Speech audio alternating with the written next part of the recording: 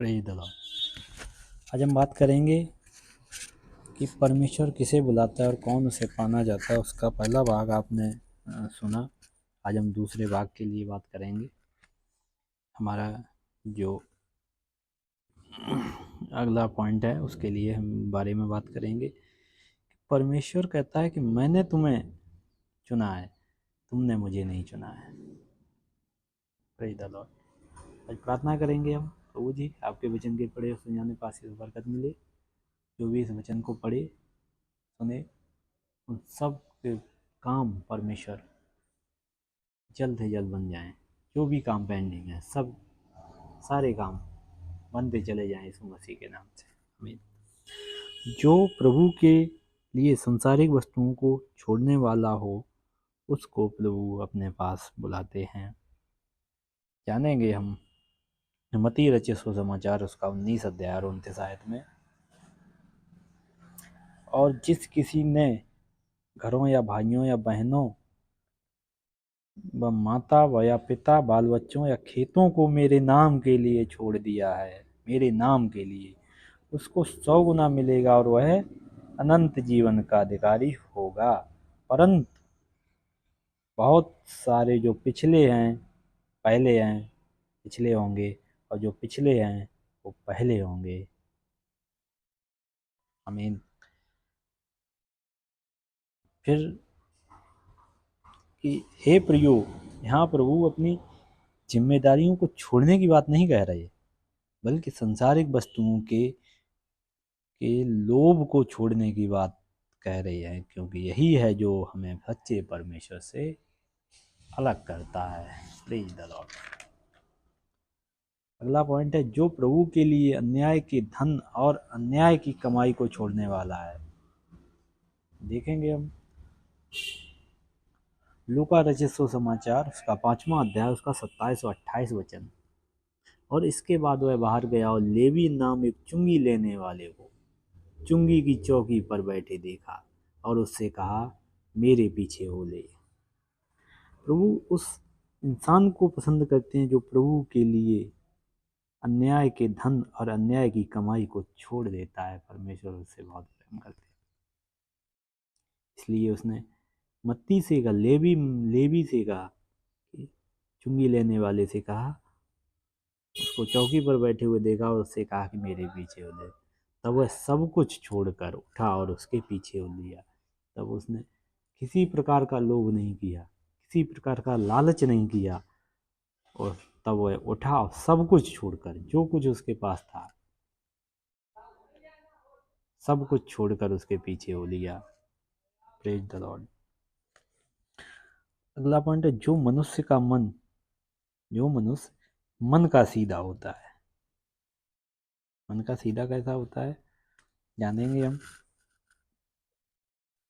यूहन्ना रचित सुसमाचार उसका पहला अध्याय 47 आयत देखेंगे। यीशु ने नतनएल को अपनी ओर आते देख कर उसके विषय में कहा, देखो यह सचमुच इजरायली है, इसमें बिल्कुल भी कपट नहीं है। नतनएल ने उससे कहा, तू मुझे कहाँ से जानता है? यीशु ने उसको उत्तर दिया, उससे पहले कि फिलिप्पुस ने तुझे बुलाया, जब तू अंजीर के पेड़ के तले था, तब मैंने तुझे देखा। नतनएल ने उससे कहा, उसको उत्तर देकर कहा, हे रब्बी, तू परमेश्वर का पुत्र है, तू इजराइल का महाराजा है। इजराइल का महाराजा। यीशु ने उसको उत्तर दिया, मैंने तुझ मैंने तुझ जो तुझसे कहा कि मैंने तुझे अंजीर के पेड़ के तले देखा है, क्या तू इसलिए विश्वास करता है? तो इससे बड़े बड़े काम देखेगा। फिर उसने उससे कहा, मैं तुमसे सच सच कहता हूँ कि तू स्वर्ग को खुला हुआ परमेश्वर के स्वर्गदूतों को ऊपर जाते और मनुष्य के पुत्र के ऊपर उतरते देखोगे। आमीन। कितनी बड़ी बात उसने नतनएल से कह दी। अगला वचन हम देखेंगे दूसरा इतिहास उसका 16 अध्याय उसकी 9वीं आयत। देख यहोवा की दृष्टि सारी पृथ्वी पर इसलिए फिरती रहती है कि उसका मन, जिसका मन उसकी ओर निष्कपट रहता है, उसकी सहायता में वह अपनी सामर्थ्य दिखाए। किसकी सहायता में सामर्थ्य दिखाने के लिए कह रहा परमेश्वर? जिसका मन उसकी ओर निष्कपट लगा रहता है, निष्कपट है, इसमें कोई कपट ना हो, उसकी सहायता में वह अपनी सामर्थ्य दिखाए। अगला पॉइंट है, जो मनुष्य अपने पापों से छुटकारा चाहता है, परमेश्वर उसे मिलता है। मती रचित सुसमाचार उसका 11 अध्याय उसकी 28वीं आयत से देखे लेंगे। कौन है ये लोग जो अपने पापों से छुटकारा चाहते हैं? परमेश्वर का वचन कहता है, हे सब परिश्रम करने वालों और बोझ से दबे हुए लोगों, मेरे पास आओ, मैं तुम्हें विश्राम दूंगा। मेरा जुआ अपने ऊपर उठा लो और मुझसे सीखो, क्योंकि मैं नम्र और मन से दीन हूँ, और तुम अपने मन में विश्राम पाओगे, क्योंकि मेरा जुआ सहज और मेरा बोझ हल्का है। आमीन। अगला पॉइंट है, जो मनुष्य प्यासा है। कौन कौन मनुष्य प्यासा है, आइए जानते हैं। यूहन्ना रचित सुसमाचार उसका 7वां अध्याय और 37 आयत में हम देखेंगे, निकालेंगे। यूहन्ना रचित सुसमाचार का 7वां अध्याय और 37 आयत। फिर पूर्व के अंतिम दिन, जो मुख्य दिन था है, यीशु खड़ा हुआ और पुकार कर कहा, यदि कोई प्यासा हो तो मेरे पास आकर पिए। जो मुझ पर विश्वास करेगा, जैसा पवित्र शास्त्र में आया है, उसके हृदय में से जल जीवन के जल की नदियां बह निकलेंगी। उसने यह वचन आत्मा के विषय में कहा, जिसे उस पर विश्वास करने वाले पाने पर थे। आमीन।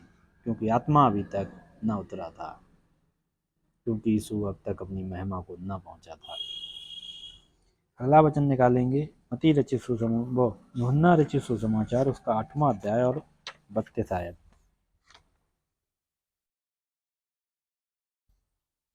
और सत्य को जानोगे और सत्य तुम्हें स्वतंत्र करेगा। आमीन।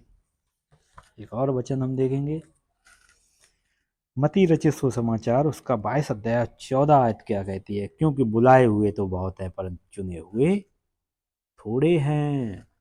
बुलाए हुए तो बहुत हैं, बहुत से लोग बुलाए जाएंगे, इकट्ठे होंगे, भीड़ इकट्ठी होगी, परंतु चुने हुए तो थोड़े निकलेंगे। परमेश्वर आपके वचन के पढ़े सुनने आने पास बरकत मिले। प्रार्थना में जाएंगे। हे पिता, तेरा धन्यवाद करते हैं, ये वचन जो पढ़े सुने सब को आशीष और बरकत मिले।